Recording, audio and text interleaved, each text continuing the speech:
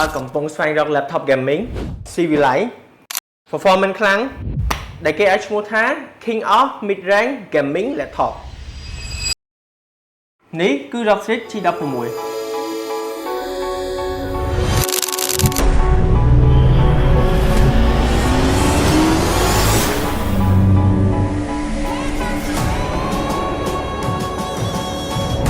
្ងៃនេះខ្ញុំចង់បង្ហាញអ្នកទាំងអស់គ្នា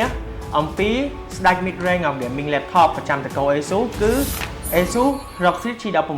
គ្រាន់តែឃើញការ design របស់វាដំបូងអ្នកទាំងអស់គ្នាប្រកាសជាដឹងហ្មងថាវាស័ក្តិសមបំផុតសម្រាប់បង gamer ហើយអីដែលពិសេសដែលខ្ញុំស្រឡាញ់ទៅលើ gaming ឬក៏ laptop មួយនេះដូចអ្នកទាំងអស់គ្នាបានឃើញអញ្ចឹង laptop មួយនេះវាមកជាមួយនឹងអេក្រង់ស្ដើងមែនតើទំហំរបស់វា16 អ៊ីងច្បាស់តែជាក់ភ្នែកហ្មងចង់ render ទៅលើកម្មវិធីផ្សេងៗក៏បានរលូនដែរហើយអីដែលពិសេសទៅលើ laptop មួយនេះដូចអ្នកនរបានឃើញភ្លើងអញ្ចឹងភ្លើង RGB light bar របស់វារត់គ្រប់ពណ៌ហ្មងអ្នកទាំងអស់គ្នាចង់សេរីពណ៌ដែលអ្នកទាំងអស់គ្នាចង់ប្រើសម្រាប់បែបស្ងប់ស្ងាត់ឬក៏ឈៀលលេងហ្គេមអីមកឆ្ងាញ់ហ្មងអ្វីដែលពិសេសសម្រាប់ laptop មួយនេះដែលខ្ញុំកាន់តែស្រឡាញ់ទៀតហ្នឹងគឺទៅលើ cooling fan system របស់វា ASUS design មួយលើកហ្នឹងមែនតើខុសពី laptop ពីមុនមានន័យថាការ design ប្រព័ន្ធរបស់វាគឺរុនរបស់វាគឺធំមែនតើដែលវាអាចបើកទៅលើភាពត្រជាក់ដើម្បីជួយសម្រួលម៉ាស៊ីនហើយបញ្ចេញកម្ដៅបានល្អមែនតើអូនិយាយចឹងអ្នកទាំងអស់គ្នាខ្ញុំភ្លេចប្រាប់ laptop ដែលខ្ញុំកាន់មក review នេះគឺជា ASUS Rockstrix G16 អញ្ចឹងបើអ្នកទាំងអស់គ្នាចង់បាននេះអាចមកស្វែងរកនៅ PTC Computer website ដែលខ្ញុំនឹងដាក់ link នៅ description ខាងក្រោមនេះអីដែលសំខាន់សម្រាប់ gamer ដែលគាត់ចង់ដឹងដំបូងហ្នឹងគឺទៅលើទម្ងន់របស់វាទម្ងន់របស់វាត្រឹមតែ 2.65 គីឡូឯងបូកជាមួយនឹង charger របស់វាគឺត្រឹមតែ 3 គីឡូឯងត្រឹមប៉ុណ្្នឹងឯង laptop gaming គឺវាស័ក្តិសមហើយសម្រាប់គីឡូប៉ុណ្្នឹង ASUS design លើកនេះគឺ port របស់វាគឺនៅកែមសងខាង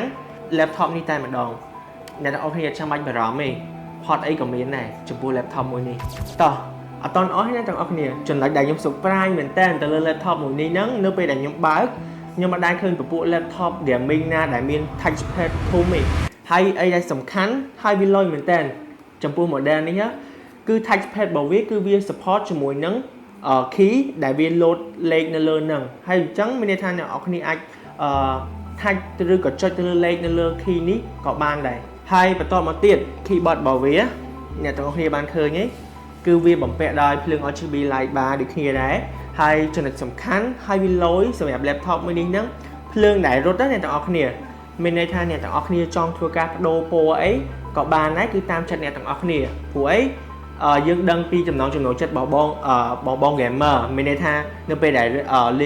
លេង game ធំមិនថា GTA មិនថា PUBG ទេចង់ដូរភ្លើងឲ្យឈៀជាមួយនឹង vibe ប្រកួតដូចក្នុងសមរភូមិពិតណា model មួយនេះហ្មងគឺអាចដូរពណ៌ទៅតាមចិត្តអ្នកទាំងអស់គ្នាចង់បានតោះឥឡូវយើងកន្លែងមកមើល display របស់វាហ្មងចំណុចពិសេសដែលខ្ញុំស្រឡាញ់នៅលើ laptop មួយនេះអ្នកទាំងអស់គ្នាអេក្រង់ធំមែនតើ16អ៊ីងដូចតែបានបញ្ជាក់អ្នកទាំងអស់គ្នាពីដើមវីដេអូអញ្ចឹងហើយអីដែលសំខាន់ហ្នឹងកម្រិតច្បាស់របស់វាគឺកម្រិត Full HD plus resolution ហ្មងហើយអីដែលពិសេស refresh rate របស់វារហូតដល់ 165 Hz អ្នកទាំងអស់គ្នាសាកគិតមើលយើងលេងហ្គេមនៅក្នុងទូរស័ព្ទដៃត្រឹមតែ60 Hz អីយើងមានអារម្មណ៍ថាធំហើយសប្បាយនៅក្នុងការលេងឯងចុះបើយើងក៏លេងមកលេងហ្គេមនៅក្នុង laptop ASUS មួយនេះវិញរហូតដល់ 165 Hz ថាវា smooth វាតាក់ទាញដល់កម្រិតណាហើយមួយទៀតអ្នកទាំងអស់គ្នាទៅលើ webcam របស់ laptop មួយនេះគឺធំមែនតើគឺ18កម្រិតFull HD ហ្មងអញ្ចឹងមានន័យថាបើសិនជាអ្នកទាំងអស់គ្នាមានការប្រជុំអនឡាញអីហ្មងទៅលើ laptop ASUS មួយនេះអត់ចាំបាច់មានជា webcam ខាងក្រៅដើម្បីធ្វើការដាក់ meeting អីទេមានតែ laptop មួយនេះក៏អាចធ្វើការ meeting ឬក៏ប្រជុំតាមអនឡាញបានយ៉ាងងាយស្រួលមែនតើអ្នកទាំងអស់គ្នាអញ្ចឹងបើអ្នកទាំងអស់គ្នាប្រើប្រាស់ laptop gaming ប្រកាសដែរថាអ្នកទាំងអស់គ្នានឹងយក laptop ចេញទៅក្រៅសម្រាប់ធ្វើការលេង game អីចឹងទៅហើយមែនតើជាមួយនឹង laptop មួយនេះដែលសារពីបំពាក់ដោយ 4C 90W ម៉ោងមែនតើហើយអីដែលពិសេសជាមួយនឹង laptop ASUS មួយនេះហ្នឹងទៅលើ charger ឬក៏ឆ្នាំងសាករបស់វាគឺ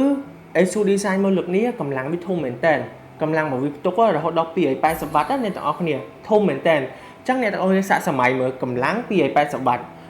បញ្ចូលនៅក្នុង laptop មួយនេះនៅពេលដែលយើងមាន charger ដែលមានផ្ទុកទៅលើទំហំរហូតដល់ 280W អ្នកទាំងអស់គ្នាសាកយក laptop មួយនេះទៅលេង game ឬក៏កម្មវិធីអីដែលធំបញ្ចូលបណ្ដាលេងបណ្ដាអត់មានជាបញ្ហាទេដោយសារអី វាមានប្រព័ន្ធត្រជាក់អញ្ចឹងពេលអ្នកនរគ្នាធ្វើការបញ្ចូលវាមានប្រព័ន្ធត្រជាក់ដែលជួយបើកយកភាពត្រជាក់ហើយជំរុញភាពក្តៅពី laptop មួយនេះអញ្ចឹងសម្រាប់លេង game render កម្មវិធីធំៗអី smooth ហ្មងតោះឥឡូវចូលដល់ចំណុចសំខាន់អ្នកនរគ្នាចង់ដឹងនេះគឺ spec របស់ computer មួយនេះតែម្ដង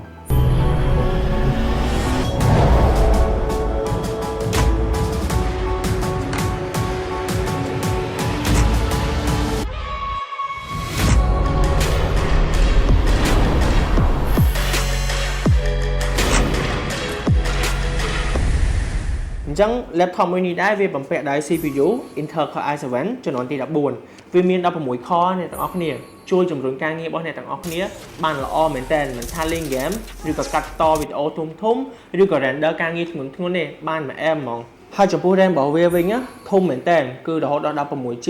ផ្លេច5មួយទៀតចំណុចពិសេសរបស់ laptop មួយនេះគឺវាអាចតម្លើង RAM បាន2 slot រហូតដល់ 64GB អ្នកទាំងអស់គ្នាហើយចំពោះ storage របស់វាធំមែនតើ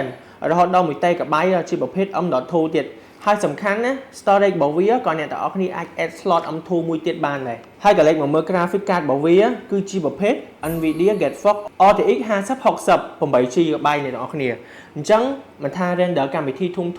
ឬក៏លេង game ទេគឺ smooth មែនតើអ្នកទាំងអស់គ្នាអត់ចាំមកបារម្ភការតាក់ឬក៏ការ slow ទៅលើ laptop មួយនេះទេអញ្ចឹង laptop មួយនេះខ្ញុំ recommend ទៅអ្នកទាំងអស់គ្នាមែនតើអែមហ្មងទាំង spec ទាំងរូបរាងទាំងការ design អី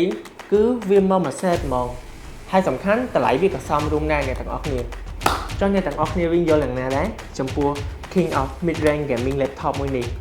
កុំភ្លេចបញ្ចេញមតិនៅវីដេអូខាងក្រោមនេះហើយបើคุณចាប់អារម្មណ៍ឬក៏ចូលចិត្តវីដេអូកុំភ្លេចជួយចុច like និងជួយចុច subscribe នៅវីដេអូមួយនេះហើយនឹងជួបគ្នានៅវីដេអូក្រោយបន្តទៀតបាយបាយ